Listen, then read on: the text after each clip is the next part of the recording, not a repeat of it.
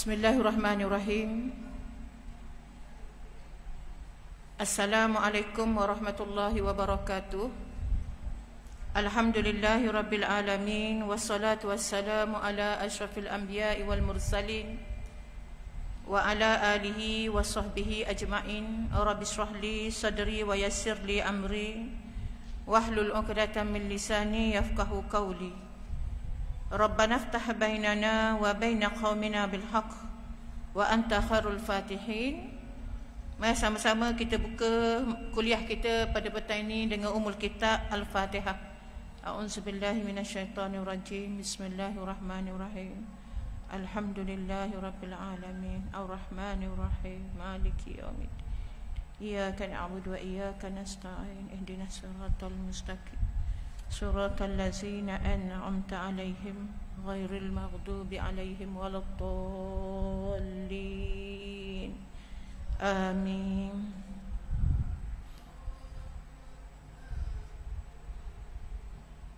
Ayat 17.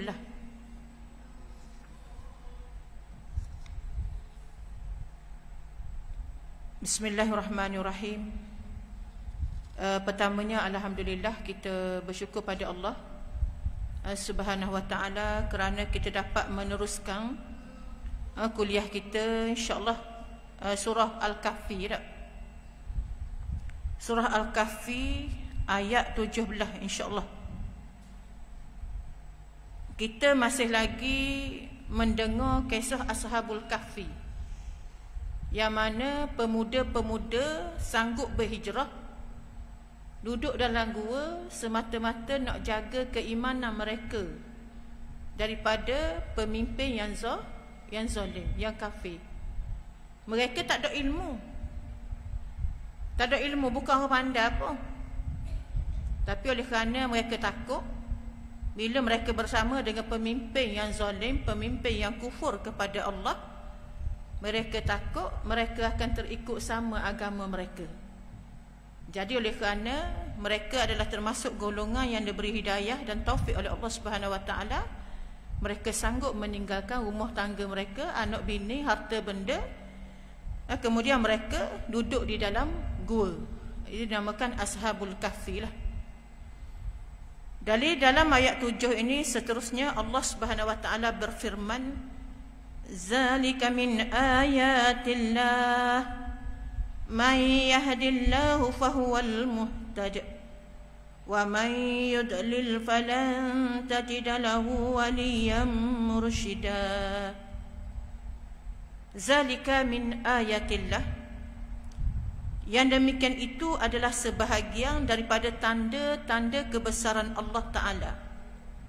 Man yahdillahu fahuwal muhtad, barang siapa yang diberi petunjuk oleh Allah, ini Allah Ta'ala sebutlah, barang siapa yang diberi petunjuk oleh Allah, maka dialah yang mendapat petunjuk.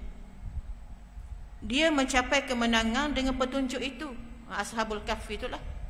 Dan dia berhijrah daripada kampung dia, berhijrah duduk dalam gua, sebab mereka telah mendapat taufik dan hidayah daripada Allah Subhanahu wa taala, juga dikurniakan kepadanya kebahagiaan dan keselamatan di dunia dan di akhirat.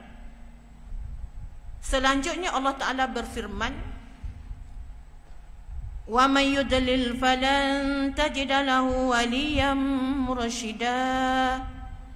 Dan barang siapa yang Allah Ta'ala sesatkan mereka dan dia tidak mendapat perlindungan dan bimbingan daripada Allah Subhanahu wa taala.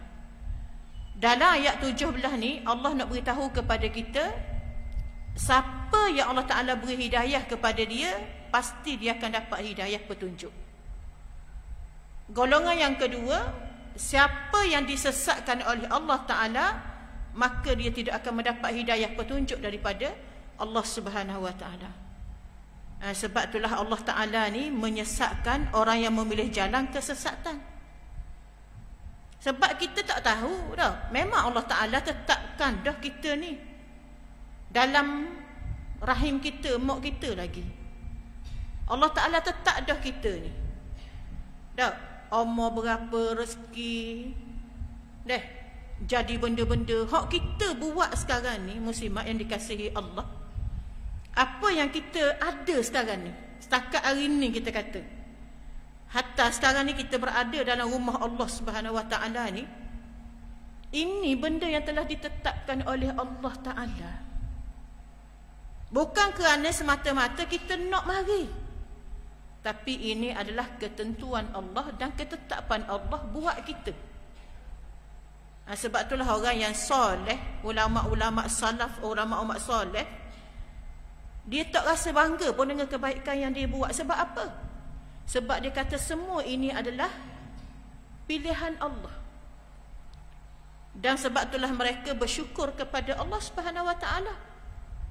Kita pun patut bersyukur kepada Allah Subhanahu Wa Taala sebab Allah Ta'ala sentiasa memilih kita untuk melakukan ketaatan demi ketaatan. Walaupun kita rasa kuliah ni benda biasa je muslimat. Sebab tu muslimat dulu ingat kat zaman PKP tak boleh mari kuliah tau. Bila kita boleh buat kuliah ni penuh sejik. Sebab apa? Rasa teruja boleh buat kuliah balik. Tapi muslimat yang dikasihi Allah, bila je kita berada dalam nikmat boleh kuliah ni, ini yang berlaku. Kita tengok sendirilah bagaimana keadaan keimanan kita kepada Allah Subhanahu Wa Taala. Sebab itulah hidayah ni adalah benda yang sangat mahal yang perlu kita mensyukur. Alhamdulillah. Dan walaupun kita nampak kita duduk congok gini, subhanallah, mulianya orang yang menuntut ilmu ni. Orang sesat sebab dia memilih kesesatan. Dia nak kata Ustaz Zahid kita Tuhan buat gini, dah nak buat guana. Mu tahu ke Tuhan buat guana? Sebab itu Allah Ta'ala mengutuskan rasul-rasul. Setiap kaum, setiap umat ada rasul. Supaya apa muslimat? Ani'budullah. Supaya ajak manusia tu sembah Allah, kenal Allah, ma'rifatullah. Wajtanibut taghut, dan menjauhi perkara-perkara yang melampau, yang maksiat kepada Allah. Itu tujuan Nabi-Nabi diutuskan. Supaya manusia kita ni lah dapat hidayah daripada Allah, hasil kita mencari hidayah tersebut.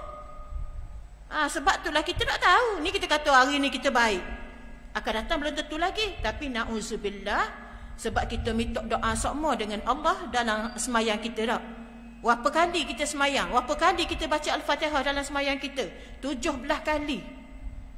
Di antara doa yang kita minta dengan Allah, ihdinas siratal mustaqim.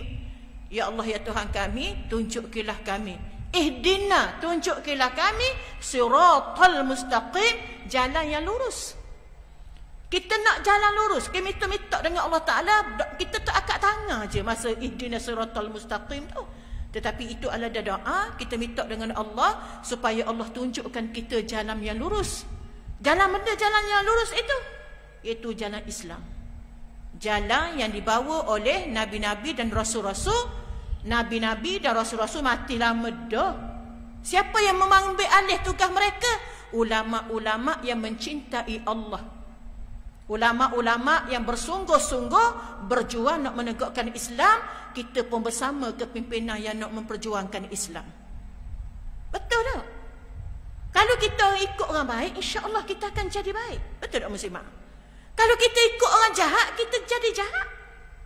Sebab tu Allah Ta'ala melarang keras, cenderung pun haram. Cenderung kepada orang zalim pun tak boleh. Allah Ta'ala kata kalau kamu cenderung kepada orang zalim, kelak kamu akan disentuh oleh api neraka Allah Subhanahu Wa Ta'ala. Doakan kita Tuhan bagi akal yang waras, tak boleh nak beza lagi dah. Hak mana molek, hak mana dok molek, hak mana baik, hak mana tak baik. Takkan kita pun tak boleh nak beza lagi. Kalau gelak gambar lagi, God subhanallah lah. Na'udzubillah. Dalam kisah Ashabul Kahfi ni, pengarang kitab ni kata, tok guru kita kata, golongan yang memilih kesesatan itu ialah Raja Dygyanus. Raja Dygyanus bersama-sama dengan pembesar-pembesar dan rakyatnya.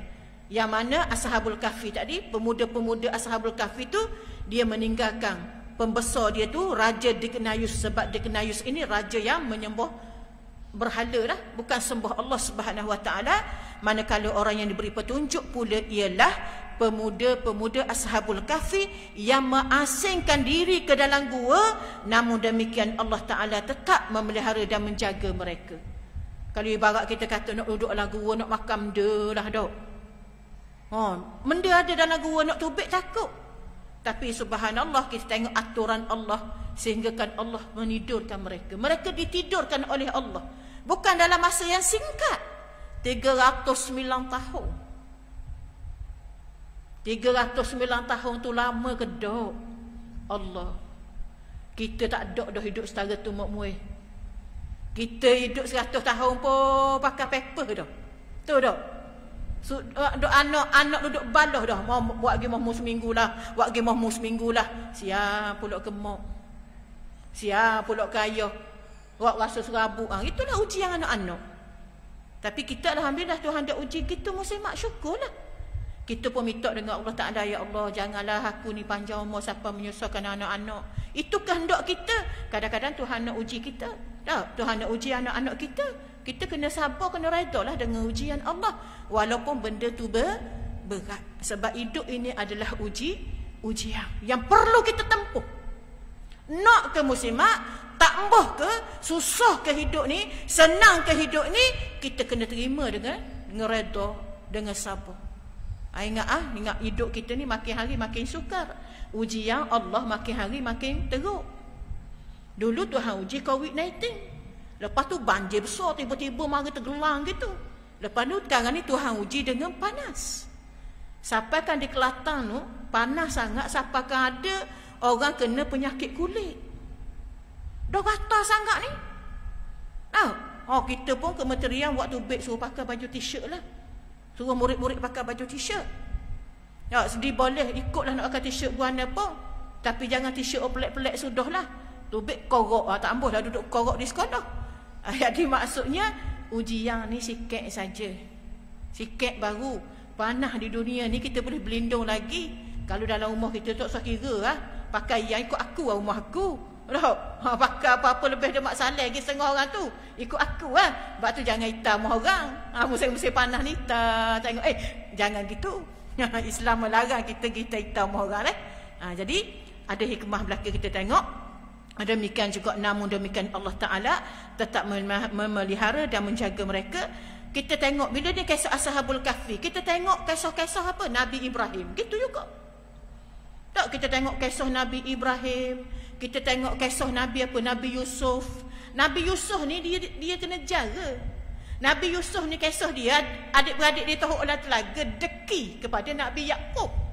Sebab dia kata Yaqub tu sayang sangat ke Yusuf. Pakak ni buat pakak tajuk Yusuf pergi keluar ni. Tak, rupa-rupanya dia bunuh Yusuf. Tak, dia tak bunuh lah, dia tahu olah telaga. Nak rayak, itu semua adalah perancangan Allah. Sebab tu bila yang mimpi dia kata ke ayah dia, aku melihat ahada asyara kaukaba. Nabi Yaqub kata, mu jangan cerita mimpimu ni kepada adik-beradik kamu. Sebab Nabi Yaqub tahu dah apa yang akan berlaku.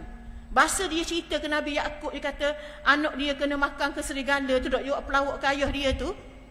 Nak rakyat muslimat, Nabi Yaqub rasa dah bahawa Nabi Yusuf ni ada. Dok mati lagi. Tapi kita tengok baca Nabi Yusuf seorang yang hebat, tapi Nabi Yusuf diuji tau. Isteri Abdul Aziz nak goda dia sendiri, dah comel sangat Nabi Yusuf. Ini kita nak ayat dalam Al-Quran ni, kisah-kisah Allah Ta'ala cerita kepada kita ni ujian kehidupan. Ujian ni akan sentiasa bersama dengan kita. Sebab tu kita kena bersedia untuk berhadapan dengan ujian. Sebab ujian tu berat. Di antara persediaan ujian kita untuk kita menghadapi ujian daripada Allah ni, keimanan yang mendalam kepada Allah, keyakinan yang mendalam kepada Allah. Kita ada iman yang mendalam, kepercayaan kita kepada Allah. Benda itulah yang boleh membentengi kita daripada kita melatah, kita ikut hawa nafsu dan sebagainya. Sebab kita dah yakin kepada Allah Subhanahu wa ta'ala, Tuhan kita. Susah senang hidup atas dunia ni semuanya datang daripada Allah Subhanahu wa ta'ala. Cuma kita atas kebijaksanaan kita nak melatah ke sebaliknya, atas keimanan dan keyakinan kita kepada Allah, atas redha kita kepada Allah dan sebagainya. Bukan senang musim maut. Kita nak berhadapan dengan ujian demi ujian yang mana terlalu mencabarlah. Begitu tengok macam-macam lah. Lagi bagaimana Allah Ta'ala sebut lagi watahsabuhum ayqadhu wa hum ruqud. Kamu menyangka mereka itu jaga padahal mereka dalam keadaan tidur. Mengikut riwayat para mufassirin, walaupun mereka tidur, ulama tafsir kata walaupun mereka tidur tetapi Allah Ta'ala menjadikan mata mereka celak. Tidur tapi mata celak. Tak? Orang tua-tua kata kalau kita tidur mata celak tanda budak cerdik, ia kedok mak muai. Tak tahulah. Tak? Kalau cerdik kita tengok anak-anak kita cerdik tu mata dia celak tak tidur. Tak? Kemudian dia kata mengapa Allah ini merupakan suatu perkara yang menakjubkan. Mengapa Allah Ta'ala menjadikan mata mereka dalam keadaan terbuka menurut kajian ilmu kesihatan? Sebab apa Allah Ta'ala buat mata Ashabul Kahfi ni terbuka? Sebab dia kata mengikut ilmu kesihatan, mata yang sentiasa celak tidak mudah rosak. Mata yang sentiasa celak tidak mudah rosak. Kalau mata itu tertutup terus menerus, ianya akan menyebabkan terhindar daripada terkena cahaya matahari dan boleh menjadi rosak untuk satu jangka yang masa panjang. Ada juga riwayat yang mengatakan bahawa mereka itu dimatikan oleh Allah Ta'ala. Hakikatnya sama sahaja. Tidur dalam masa 309 tahun adalah menyerupai mati. Itu adalah kekuasaan Allah. Ya Allah Ta'ala buat macam-macam lah. Benda kita kata, kalau kita fikir dengan akal kita, benda-benda Allah Ta'ala cerita dalam Al-Quran, akal kita boleh memikir tak? Boleh terima tak? Kadang-kadang akal kita tak boleh terima benda yang Allah Ta'ala cerita dalam Al-Quran. Macam ke Nabi Ibrahim dibakar tapi tak hangus. Macam ke Nabi apa? Nabi Yunus ditelan ikan nun tapi tubik daripada perut ikan dalam keadaan tak mati. Bayangkan. Kita tak terima belaka benda yang luar kata orang tak capai dengan akal kita. Tapi itu hakikatnya Allah nak khabar kekuasaan aku. Tak, kekuasaan aku ni memang tak boleh nak fikir dengan akal kita. Kadang-kadang akal kita tak mampu. Betul ke dok sabar ni, dok sabar kita kata. Tapi subhanallah, itulah hakikatnya kuasa Allah melangkaui segala-galanya. Sebab tu kita kena terima dok apa yang berlaku di atas muka bumi ini.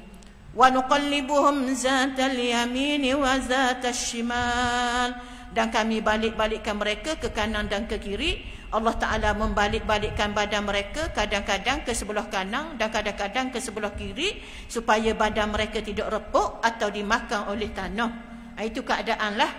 Kalau sekiranya dalam masa 300 tahun badan mereka kaku di atas tanah, maka sudah tentu badan mereka akan menjadi repuk atau dimakan bumi. Sebab itulah Allah Ta'ala pusing belah kanan, ke kiri, ke kanan, ke kiri. Maknanya beralih semua.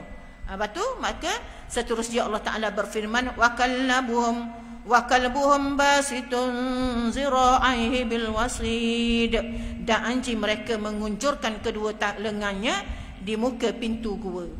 Anjing mereka tidur. Anjing kan tidur melunjuk kaki dah. Keadaan anjing tidur tidak seperti manusia.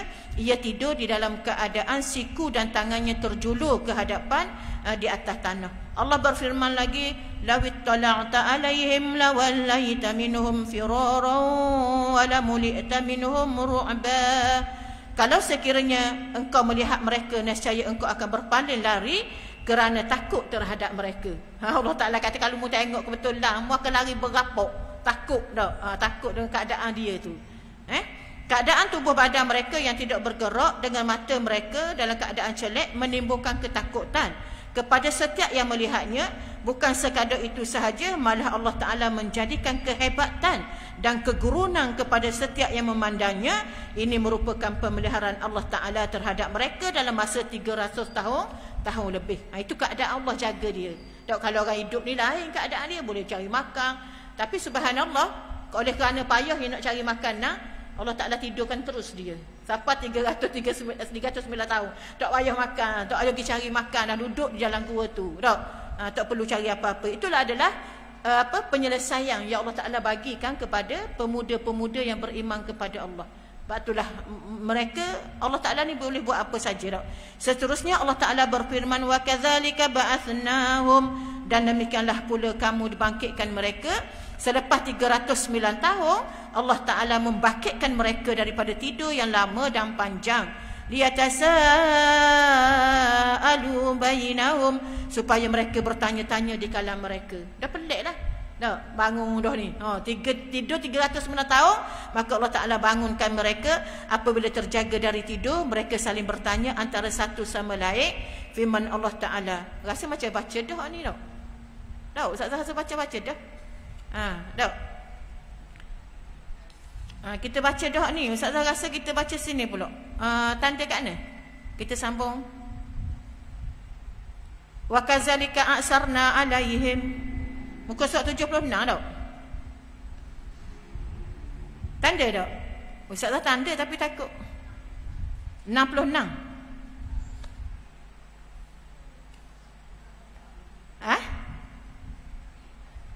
Kalau 66 baca dah. Dia tasa'alu tu baru masuk ni lah. Ayat. Muka surat. Yelah Ustaz dah, tapi tak apalah. Ayat 19. Lepas kita sambung balik. Sebab kita cerita dah kisah tu. InsyaAllah muslimat kita baca semua kan tak? Kita ingatlah. Okey, kemudian kebanyakan manusia apabila kelaparan, mereka tidak mengiralah sama ada makanan itu halal ataupun haram. Okey, dalam ayat ni juga, dalam ayat yang ke, Ustazah rasa ayat yang ke 19 tak?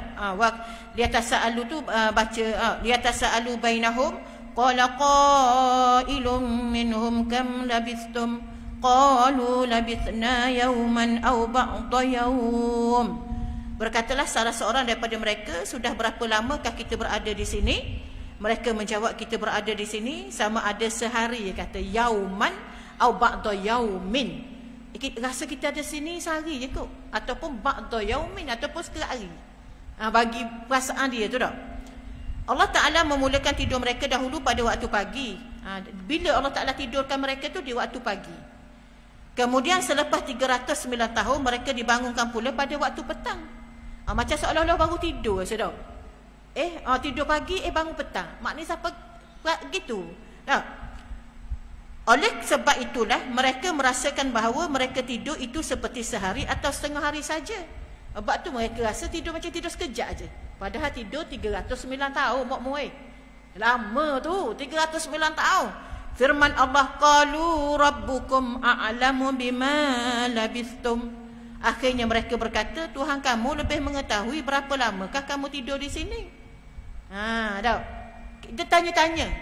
Allah Ta'ala kata Tuhan kamu lebih mengetahui selama mana kamu tidur. Mereka berserah diri kepada Allah dah. Tak tahu lama mana tidur. Mereka berserah diri kepada Allah Ta'ala dan melahirkan keimanan yang sebenarnya kepada Allah Subhanahu Wa Ta'ala. Firman Allah Ta'ala lagi, fab'athu ahadakum biwariqikum hadhihi ilal Madinah. Maka hantarkanlah salah seorang daripada kita bersama-sama dengan duit perak yang ada ini supaya keluar ke bandar, dan hendaklah dia mencari makanan yang bersih. Dalam keadaan gitu tu boleh pesan lagi kepada sahabat dia, pergi cari makanan, bawa pitih yang ada dengan kita tu, cari makanan, fal yanzur ayyuha azka ta'ama, dan hendaklah dia mencari makanan yang paling bersih. Nak jaga lagi halalan thayyiba tu, nak jaga lagi. Bukan macam kita pakat gomo je. Tahu nyakit pun makan macam. Tapi kita ni jangan pandang-pandang. Makan laksa dah boleh sakit orang. Padahal orang tu orang sakit dah. Tapi ada makanan pantang-pantang lah. Patah-patah. Sebab tu kalau duduk hospital, you belakang weh makmu. You timun Cina, you obat. Kita kalau duduk rumah ni takut nak makan ubat dengan timun Cina. Lepas tu makan timun Cina dengan tapen. Debo, mabuk dok ni. Makan kau dulu tengok mati kedok. Takut sangat dengan makanan. Tapi kita kena jaga. Tapi Ashabul Kahfi tadi, dia suruh jaga. Tengok dulu nak beli makanan tu, tengok makanan yang bersih. Bersih. Makanan yang bersih dari segi maknawi dan hisinya itu bersih dari segi rupa makanan dan halal dimakan. Makanan tu mestilah halal. Halal boleh dimakan walaupun mereka dalam keadaan kelaparan. Lapar ni. Dalam keadaan kelaparan ni. Tetapi masih berfikir hendak mencari makanan yang halal. Kita tengok banjir bawah ni, Tuhan uji sikit. Orang cerita saya di JPKK, kawan-kawan cerita umur kena banjir kan. Tak ada kerja lain, dok marah ke JPKK. Dok atau batuan. Siapa JPKK ni dok dah nak cara hadiah, cara orang. Kena marah semua. Beri makanan dah pun marah lagi. Dok syukur langsung dok kita manusia ni. Yang tidak menerima perkara ujian ni daripada Allah Ta'ala ni, dia akan rasa keluh kesah. Dia salah kat orang ni, dia salah kat orang ni, dia salah kat orang ni. Tapi hati-hati kalau MB Sanusi dia ni orang salah-salah ke dia waktu baik habis benar kok dia belaka bank ni. Jadi maknanya Allah Subhanahu Wa Taala menguji kita macam-macam lah. Kita kena tengok dak. Ini menunjukkan betapa kuatnya keimanan mereka kepada Allah Taala, berbeza dengan kebanyakan manusia. Apabila kelaparan, mereka tidak mengira sama ada makanan itu halal ataupun haram. Ustaz Zahir bagaimana pula di Palestin? Macam mana pula di Syria Ustaz Zahir? Dengar-dengar cerita makan tak kira makan apa tau. Tengok anjing mampu pun makan. Ambil kutik-kutik daging. Dan nak buat mana? Sebab tak ada makanan. Tak ada makanan. Tak, boleh makan belaka. Kadang-kadang kecing dalam botol, minum pula air kecing. Kita kata Allah geli Ustaz Zahir. Sebab kita tak duduk dalam keadaan dia musim air. Allah Ta'ala tak uji kita sampai setakat tu lagi. Allah Ta'ala uji kita ni kenyang semua. Tu tengok makanan, bukan main mari raya banyak tu. Kak Nur kita dah akak nak beridam makanan. Kak Nur kata orang tak apa ada. InsyaAllah lepas ni Kak Nur yang mari bunyi mari ya. Kita ni Tuhan uji dengan makanan semua. Siapa sakit macam-macam jenis. Kecing tinggi, kecing tinggi pula dah darah tinggi, kecing manis, kecing masing ada tau. Ada Ustaz Zahir. Tuhan uji kita sebab apa? Kita makan tak kira. Dak macam-macam kita ni dah mula gaut, dah mula sarah dah tau. Itulah kita ambil pengajaran. Jangan kita duduk pakai, tak apa Ustaz Zahir duk makan pun sakit juga, jangan sabar sebab dia nak merawat ni, dia mengambil masa. Bukan duk makan hari ni baik lalu. Mungkin 3 bulan kita pantang barulah nampak hasil baik tu. Tak, kita pantang 40 hari kita pantang hak bisa tu, barulah nampak hasil. Ni dak apa duk makan pun sakit juga. Dah memang sakit, mungkin kita dak pantang, pantang dalam 3 bulan nak tengok. Hilang dak sakit tu. Lemak-lemak hak dalam badan kita boleh turun ke dak? Darah tinggi kita turun ke dak? Insya-Allah. Kalau kita betul-betul berpantang, insya-Allah. Insya-Allah. Yakin dia percaya. Sebab tu kalau kita dengar perawat-perawat ni dikata kalau cara kita nak rawat penyakit kita, kita disunatkan berpuasa Isnin Khamis ataupun kita memilih hari putih tu 3 hari dalam sebulan tu. Cara kita nak rawat penyakit kita. Tapi kita tak boleh Ustaz Zahir kesterik, tak boleh kurang-kurang makan, dah ikutlah. Nak kata guana lagi boleh jawablah mok-mok jadi gitulah kita. Mana-mana pun menang kita, mau dak menang orang. Nak jawab tu mesti nak menang kita juga. Dah terserah dah. Sakit kita musim bukan orang lain. Dak bergaduh pun kita. Allahu Akbar, lemahnya iman kita dak. Nak berbeza dengan orang yang kuat iman dah. Insya-Allah lah. Firman Allah Ta'ala, "Falyatikum birizqin min", maka hendaklah dia membawa makanan itu untukmu. Ada ulama yang mendalilkan berdasarkan kepada ayat ini yang kita baca ni, bahawa boleh memakan makanan-makanan ahlul kitab, terutama kepada yang menyembunyikan keimanan mereka. Mungkin timbul pula persoalan bagaimana pemuda itu keluar mencari makanan sedangkan seluruh rakyat negeri itu kafir. Dalam hal ini ada ulama yang menafsirkan bahawa dikata masih terdapat di bandar itu orang yang menyembunyikan keimanan mereka yang diketahui oleh pemuda-pemuda itu. Dah bagi dia lah. Dah kalau nak kirana ni, dah orang kafir kan kena takak balik. Sebenarnya pemuda-pemuda ni bagi dia ada tahu nak pergi suju ke siapa. Sebab ada lagi orang yang beriman tapi sembunyikan keimanan dia tidak berhijrah dalam gua bersama dengan Ashabul Kahfi ni. Okey, bagi pandangan dia lah. Tapi dia lupa bahawa dia ditidurkan oleh Allah 309 tahun. Tukar dah kerajaan. Dah PN ke berapa dah dah. Kita ni PN ke 10. Dia tu PN ke berapa belah dah 309 tahun. Firman Allah Ta'ala, "Waliyatalattaf wa la yusyuranna bikum ahada." Dan hendaklah dia berlaku lemah lembut dan janganlah sekali-kali menceritakan halmu kepada seorang pun. Jadi makna dia pergi tubik tu dia tak cerita dia. Dah cuma nak pergi cari makanan dah rasa lapar dah ni. Lalu pergilah pemuda yang ditugaskan itu secara sembunyi-sembunyi. Seterusnya Allah Ta'ala berfirman lagi, innahum in yazharu alaikum yarjumukum. Jika sekiranya mereka itu mengetahui kamu ini, nescaya mereka akan merejam kamu dengan batu dan kamu akan mati. Bagi pandangan mereka lah, tapi mereka dah ingat dah ni. Sebab bagi mereka tidur sehari ataupun ba'da yaum. Di fikiran mereka tidur sehari. Sebab apa Allah Ta'ala tidurkan pagi, bangun petang. Allah Ta'ala bangunkan di petang. Sebab tu dia kata, tidur sekejap je ni dia rasa ni. Sebab tu dia takut ni macam-macam ramalan yang dibuat. Dia lupa dah bahawa 309 tahun. Kerajaan lain dah berubah ni, bertukar dah. Mereka mengatakan bahawa kemungkinan mereka akan mati dibunuh apabila golongan kafir itu mengetahui tempat persembunyian mereka. Sebab tu kata mudah cerita lah. Mudah cerita, mudian je, mungkin cari je makanan tau. Kemudian au yu'idukum fi millatihim, ataupun mereka akan memurtadkan kamu. Kalau dia kata walaupun mereka tak bunuh tapi mereka suruh mereka ni pemuda tadi kembali kepada agama asal dia tau. Mereka berkata mungkin juga golongan kafir itu datang ke sini dan memaksa kita mengikuti mereka. Barangkali apabila terlalu sakit terkena seksa, maka kita akan kembali menjadi murtad. Macam-macam duk main di fikiran mereka ni tau. Kemudian walan tufalihu idzan abada.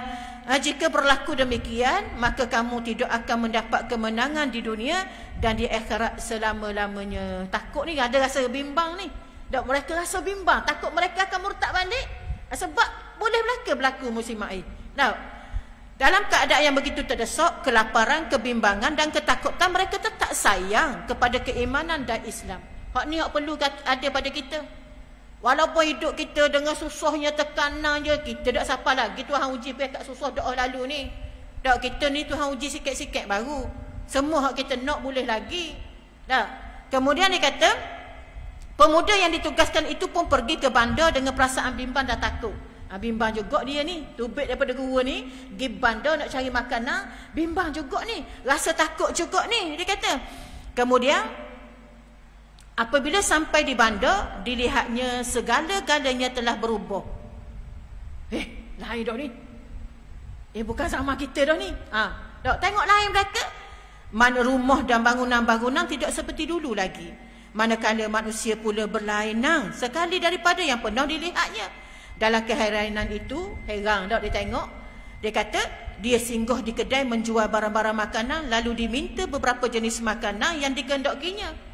Pergi kedai tunjuk-tunjuk nak diminta beberapa jenis makanan dan dikehendakinya dan dibayar dengan duit perak yang dibawanya. Duit perak dia tak tahu dah, sekarang ni duit jenis lain dah. Pemuda tersebut, orang ramai yang berada di situ merasa keheranan. Pelik ni, makhluk mana ni, mari mana ni, mari kapal mana ni, duit lain ni. Melihat pemuda tersebut kerana segala-galanya yang ada padanya tidak sama dengan orang lain. Mungkin tengok pakaian, mungkin tengok jenis orang, warna rambut, Allah Allah dah. Bayangkan mak murid duduk dalam gua lama, mana rambut guana, nak sikat guana tak nak sikat. Ibarat kata macam orang selihok rambut getek, ibarat kata gitu lah tau. Rasa pelik ni orang mari mana ni. Pakaiannya berlainan dengan pakaian yang biasa dipakai. Bahasa pertuturannya pula, cakap pula tidak serupa dengan orang lain. Dan yang paling ketara ialah duit yang digunakan itu adalah duit 300 tahun dahulu. Pelik ni, mari mana ni, ambil mana duit ni, bukan duit kita ni. Rasa pelik, orang hidup pun pelik. Lalu timbullah berbagai-bagai persoalan dan tomahan masyarakat kepadanya. Di antara tomahan itu ialah bertemu dengan pemendaharaan zaman 300 tahun dahulu dan mengandungi duit-duit emas dan perak yang mahal harganya. Ada fikir lain dah manusia ni. Manusia ni fitnah harta korung lah. Mesti banyak benda. Manusia dah, manusia dengan harta ni tidak boleh dipisahkan. Akhirnya pemuda itu dibawa menghadap raja. Dah pelik sangat ni, pelik sangat ni. Tak boleh biar ni, mari mana ni. Bawa menghadap raja yang memerintah negeri tersebut. Apabila sampai di istana, dia telah disoal dan dipaksa supaya menceritakan perihal dirinya yang sebenar. Oleh kerana tidak tahan menerima tekanan, maka dia menceritakan tentang dirinya dan kawan-kawannya yang hidup di zaman Raja Dicyanus Setelah itu diceritakan pula kepadanya bahawa sebahagian besar manusia yang ada pada masa sekarang ini sudah beriman kepada Allah Ta'ala dah. Dia cerita-cerita tu dia bertukar dah. Semua penduduk di kampung dia tu dah beriman kepada Allah Subhanahu Wa Ta'ala. Manakala raja yang memerintah pula sudah bertukar daripada raja kafir kepada raja yang beriman kepada Allah. Dalam masa 309 tahun tu, landscape politik berbeza dah. Semua diperintah oleh pemerintahan Islam. Subhanallah, segala-galanya amat jauh berbeza daripada zaman 300 tahun yang lalu. Sebenarnya kisah mereka ini telah dinyatakan oleh Nabi yang diutuskan kepada umat zaman tersebut. Oleh kerana itu golongan beriman memang mengetahui kisah mereka. Dia tak tahu benda, tapi turun dah kitab yang diturunkan oleh Allah juga cerita pasal pemuda ni. Jadi dia orang tahu dah. Bila tubik jadi orang ni, dia tahu dah. Diceritakan dah dalam kitab. Tak? Apabila mengetahui kisah pemuda tersebut, lalu raja dan pengikut-pengikutnya ingin bertemu dengan mereka dan baginda ingin memberi kemuliaan kepada mereka. Sebab Islam dah. Tak? Nak sanjung mereka kerana mereka lari semata-mata untuk menyelamatkan iman dan Islam masing-masing. Pemuda tersebut membawa raja dan pengikutnya ke gua tempat persembunyiannya. Apabila sampai di pintu gua, dia berkata, saudara-saudara semua, tunggulah di sini dahulu. Takut kejut kan?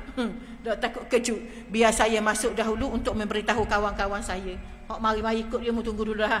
Biar aku masuk dulu. Kan tengok mu pelik pula dia kata tau. Kemudian biar saya masuk dahulu untuk memberitahu kawan-kawan saya tentang kedatangan saudara-saudara kerana dibimbangi mereka terperanjat dan menyangka golongan kafir datang untuk membunuh kami semua. Takut tak? Kemudian dia kata pemuda itu pun masuk ke dalam gua tersebut dan berjumpa dengan sahabat-sahabatnya. Dia mengatakan, kita tidur di sini bukannya sehari atau separuh hari, tetapi sudah 309 tahun lebih. Tak? Manakala negeri kita sekarang ini diperintah oleh raja yang beriman kepada Allah Subhanahu Wa Taala, bagaimana keadaan kita sekarang ni? Bagaimana kita sekarang inilah, apabila mereka semua mengetahui keadaan yang sebenarnya, lalu mereka berbincang sama ada ingin keluar bersama-sama dengan masyarakat ataupun terus tinggal di dalam gua. Akhirnya mereka memutuskan untuk tinggal di dalam gua tersebut, dan inilah juga keputusan Allah Ta'ala terhadap mereka. Tak keluar, akhirnya mereka duduk dalam gua juga sampailah akhir ayat mereka. Tak? Okey. Seterusnya Allah Ta'ala berfirman lagi, wa kadzalika a'sarna 'alaihim liya'lamu anna wa'dallahi haqq wa anna as-sa'ata la raiba fiha. Demikian pula kami bangkitkan, menghidupkan mereka, dan kami memperlihatkan kepada mereka manusia, agar manusia itu mengetahui bahawa janji Allah itu adalah benar, dan kebangkitan pada hari kiamat itu adalah sesuatu perkara yang berlaku, pasti berlaku. Jadi pelakunya peristiwa ni Allah nak khabar ke kita, di antaranya ialah bahawa kita ni manusia yang mati ni akan dibangkitkan semula oleh Allah Ta'ala. Tak macam yang dipermainkan oleh orang kafir. Siapalah yang nyanyi kepada Rasulullah kafir kan, yang ngecek Rasulullah. Ni yang dia kata bila kita mati kita akan dibangkitkan semula tau. Bila dah jadi tulang belulang ni kita akan dibangkitkan semula. Dia kata ke Nabi SAW, dia ejek-ejek Nabi. Patut Allah Ta'ala tegur. Allah Ta'ala kata khabar ke Nabi Muhammad tu, katakan kepada mereka, yang menciptakan kamu ialah yang menciptakan kamu mula-mula, daripada tiada kepada ada. Sebab tu kita ni biarlah kita jadi orang yang yakin kepada Allah, dan kita ni jadi orang yang yakin kepada Allah, dan kita kena bersedia nak bertemu dengan Allah musim akhir. Jangan kita kata kita mati. Semua orang tahu kita mati. Semua orang merpakui bahawa kita esok lepas mati dibangkitkan semula. Bukan sekadar tu muslimat. Kita nak isi hidup kita dengan bertakwa kepada Allah. Kita nak jaga syariat, kita nak jaga amanah Allah Ta'ala. Hak Tuhan suruh kita buat, hak Tuhan larang kita tinggalkan. Walaupun hati kita berat nak meninggalkan larangan Allah, tapi kita berusaha untuk meninggalkan. Banyak larangan Allah yang perlu kita tinggalkan. Di antaranya benda ngupak kat orang, kata kat orang, hina orang, keji kat orang. Tak boleh. Walaupun dia tu jahat, terserahlah. Takkan kita nak jadi jahat macam dia juga. Kita nak kata ke dia, kita nak hina ke dia. Kau apa dah musim air? Ke 4-5 minit. Tengok masuk dah tak imak tu benda tu. Tu kabar dah benda. Masuklah tu. Duduk lagi. Jadi muslimat mengikut riwayatnya pada zaman Ashabul Kahfi dibangkitkan itu terdapat golongan yang tidak percaya kepada kebangkitan hari kiamat. Lalu Allah Ta'ala menjadikan peristiwa itu sebagai dalil dan hujah yang kuat kepada golongan seperti itu. Makna kita ni jadi golongan yang yakin kepada kebangkitan semula hari kiamat dan bersedia muslimat nak meletakkan kita ni tempat yang terbaik. Tak? Kita tahu Tuhan bangkitkan kita esok dan kita bersedia supaya kebangkitan kita selepas mati ni kita duduk tempat yang selayaknya, iaitu syurga Allah. Kita kena pastikan. Kita kena berusaha bawa kita jadi hamba yang taat kepada Allah. Kena berusaha sedaya upaya beribadat mentaati Allah. Sehingga kan kita mati, Allah Ta'ala kata dalam surah Yasin, Salamun qawlam min Rabbir Rahim. Salamun qawlam min Rabbir Rahim. Salam Allah. Salam Allah. Salamun qawlam. Allah berkata kepada orang-orang yang beriman ni, salam sejahtera kepada kamu. Kita nak gitu Allah sambut kita dengan baik. Sebab tu hidup dunia ni kita kena sabar untuk dapat sesuatu yang terbaik di akhirat Allah. Allah Ta'ala ni tak buat saja. Dia uji kita, dia buat apa kepada kita, sakitnya kita di dunia ni, Tuhan pastikan balas dengan balas yang terbaik. Kita pun tak mampu nak balas. Kalau kata kita nak balas budi baik mak kita tak akan mampu balas dah. Tapi Allah Ta'ala lebih pada tu lagi, dia balas kebaikan yang kita buat. Allah Ta'ala tak untung pun kita buat baik. Allah Ta'ala tak rugi pun kita tak buat baik. Tapi yang untung kita, yang rugi juga kembali kepada diri kita, muslimat yang dikasihi Allah. Sebab itulah kita di penghujung-penghujung usia ni dah. Kita rasa kita ni dah lama mana dah hidup, kena hidup lama lagi. Dah, saya ni 50 dah. Saya rasa 50 ni takkan kita nak duduk 50 tahun lagi mak mu Habis-habis kurang 64 tahun mati. Arwah mak 64 tahun mati. Dah kita kalau mati muda sikit ataupun tua sikit, Allah alam. Tak tahu. Adakah kalau kita letak kita mati sekarang ni, kita termasuk dalam golongan yang bahagia di sisi Allah? Sebab tu kita perlu tanya semua iman kita. Kita perlu tanya semua iman kita. Jangan kita cakap ni kita lupa kepada keimanan kita kepada Allah. Sebab tu pentingnya kita ni sentiasa bermuhasabah, tengok diri, ya Allah, istighfar, mohon keampunan, nangis di hadapan Allah. Tak sebab kita nak dapat kemuliaan demi kemuliaan di sisi Allah Subhanahu wa taala. Kemudian Allah Ta'ala sebut lagi dalam firman Allah Ta'ala, wa annas sa'ata, Allah Ta'ala sebut, wa annas sa'ata la raiba fiha idh yatanaza'una bainahum amrahum faqalu banu 'alaihim bunyana rabbuhum a'lamu bihim qala alladhina ghalabu 'ala amrihim lanattakhidhanna 'alaihim masjidah. Dan kebangkitan pada hari kiamat itu adalah perkara yang pasti berlaku. Wa annas sa'ah, Allah Ta'ala kata annas sa'ah, sesungguhnya hari kiamat, kebangkitan semula manusia selepas mati adalah hak, perkara benar. Perkara benar. Ketika golongan yang pergi ke gua itu bertelingkah di kalangan mereka tentang urusan mereka, orang-orang itu berkata, dirikanlah sebuah bangunan di atas gua mereka. Orang yang berkuasa di kalangan mereka berkata, sesungguhnya kami akan mendirikan sebuah tempat beribadat di atasnya sebagai peringatan kepada orang yang kemudian daripada mereka. Seterusnya Allah Ta'ala berfirman lagi, sayaquluna salasatun rabi'uhum kalbuhum wa yaquluna khamsatun sadisuhum kalbuhum murjaman bil ghaib. Ada yang mengatakan bahawa baloh, pergi dekat gua tu baloh tentang berapa orang kalau duduk dalam gua tu. Kemudian Allah Ta'ala cerita mereka kata apa? Ada yang mengatakan bahawa orang yang bersembunyi di gua itu berjumlah 3 orang. Yang keempat adalah anjingnya. Baloh, dia tak tahu. Duduk baloh, kokain. Orang ni kata 3 orang. Yang keempatnya anjing. Dah lain pula kata 5 orang. Yang kenanya anjing. Dan semua ada yang 5 yang kena tu anjing. Semua pendapat itu merupakan tekaan kepada perkara yang gaib semata-mata. Benda tu tak tahu hak mana benar, hak mana. Tu duduk bala. 3 orang je kau. Yang kepak anjing. Dok, 5 orang. Yang kena anjing. Duduk main gitu. Duduk bala. Tak, sedangkan benda tu sangkaan semata-mata. Sebab tu kita kalau benda yang tak jelas, tak asal nak cakap banyak. Dok kat Nuai aku dengar. Dengar orang tu. Dok, aku dengar orang tu. So cakap banyak uskut. Sebab benda tak jelas. Kita berkena bimbang bila kita cakap lebih-lebih. Kalau benda tu tak benar, fitnah. Tak, bila fitnah, dosa besar. Fitnah ni kena minta maaf, jangan cakap banyak.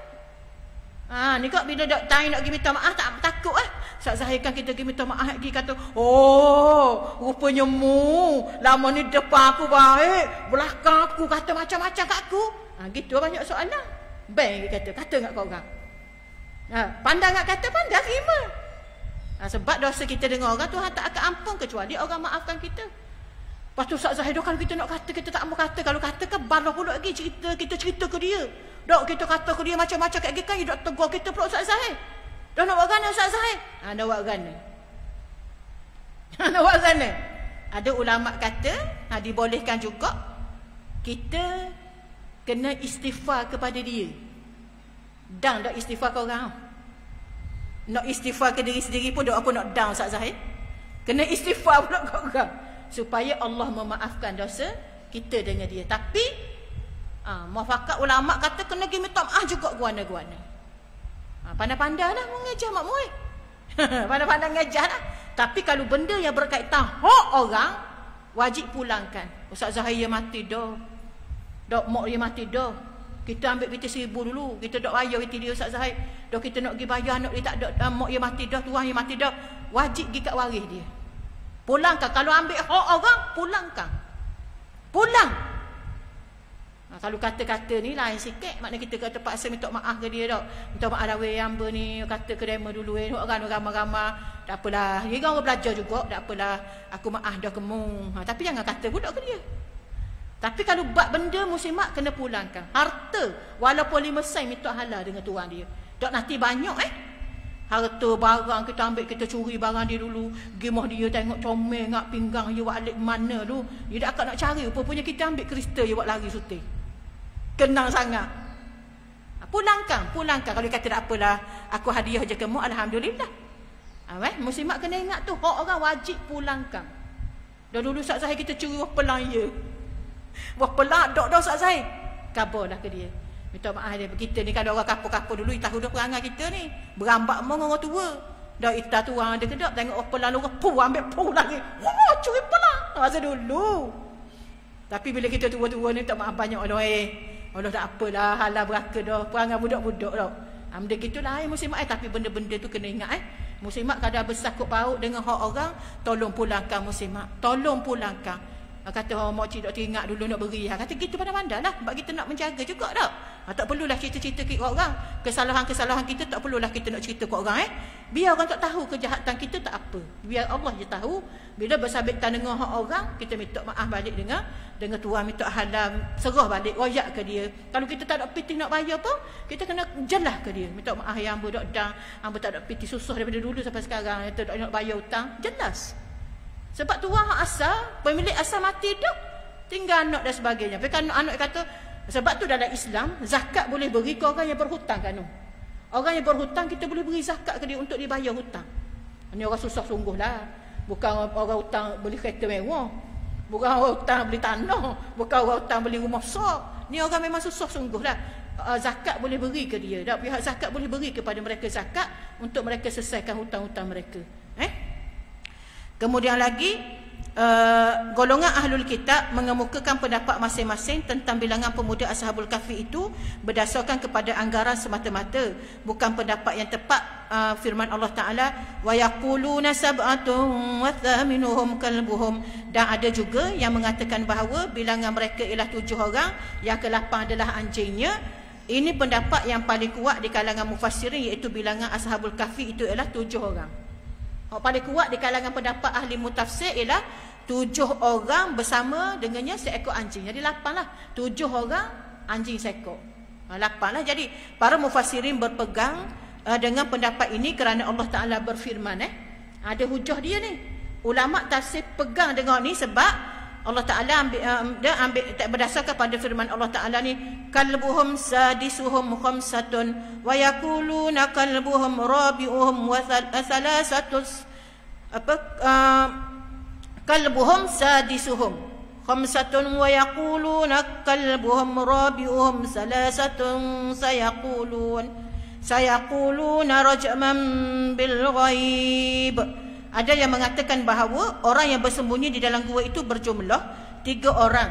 Yang keempat adalah anjingnya, dan yang lain pula mengatakan jumlah mereka adalah 5 orang. Yang keenam adalah anjingnya. Berdasarkan pada ni, ia campur 2 jadi maksudnya campur dengan campur dengan anjing dia, jadi yang ke-8 lah. Selepas 2 rangkaian ayat ini, Allah Ta'ala menyebut firman-Nya rajman bil ghaib tu, semua pendapat itu merupakan tekaan-tekaan kepada perkara-perkara yang ghaib semata-mata. Wa yaquluna sab'atun wa thaminuhum kalbuhum, dan ada di antara mereka yang mengatakan ialah jumlah mereka ialah 7 orang dan ke-8 adalah anjingnya lah. Selepas ayat ini Allah Subhanahu Wa Taala berfirman sebagaimana ayat yang sebelumnya, iaitu rajman bil ghaib. Dengan sebab itu, setelah diteliti turutan ayat ini, jelaslah bahawa pendapat yang paling kuat tentang bilangan Ashabul Kahfi ialah 7 orang, bukannya 3 ataupun 5 orang. Jadi ulama mufassirin mengambil bilangan mereka ialah 7 orang, yang ke-8-nya adalah anjing mereka. Wallahu alam. 6 suku dah, 4 suku dah. Jadi kita berhenti setakat ni. InsyaAllah kita sambung semula ayat berapa? Ayat 24 22. Tak apa nampak spek mata, aluh dengan tulisan. Okey, kita sambung qur rabbi a'lamu bi'iddatihim. Akan datang next bulan 6. Okey, yang baik itu datang daripada Allah Subhanahu Wa Taala. Jadi insya-Allah muslimat, mudah-mudahan kita ambil pengajaran dengan apa yang kita bincang petang ni. Maknanya keimanan kita kepada Allah Subhanahu Wa Taala ni, kita kena sungguh buktikan kecintaan kita kepada Allah. Bukti bahawa kita ni adalah hamba Allah yang taat kepada Allah, sanggup buat apa saja kerana mentaati Allah Subhanahu Wa Taala. Jadi minta maaf banyak, yang baik itu datang daripada Allah Subhanahu Wa Taala. Yang lemah itu adalah kekurangan diri Ustazah sendiri. Kepada Allah Ustazah memohon keampunan. Astaghfirullahalazim, astaghfirullahalazim, astaghfirullahalazim. Wabillahi taufiq wal hidayah. Wassalamualaikum warahmatullahi wabarakatuh. Kita tutuplah dengan tasbih kafarah dan suratul Asr. Subhanakallahumma wa bihamdik, asyhadu an la ilaha illa anta, astaghfiruka wa atubu ilaik. Bismillahirrahmanirrahim. Wal 'asri innal insana lafi khusr illa allazina amanu wa 'amilus solihat wa tawassaw bil haqqi wa tawassaw bis sabr. Wabillahi taufiq wal hidayah. Wassalamualaikum warahmatullahi wabarakatuh.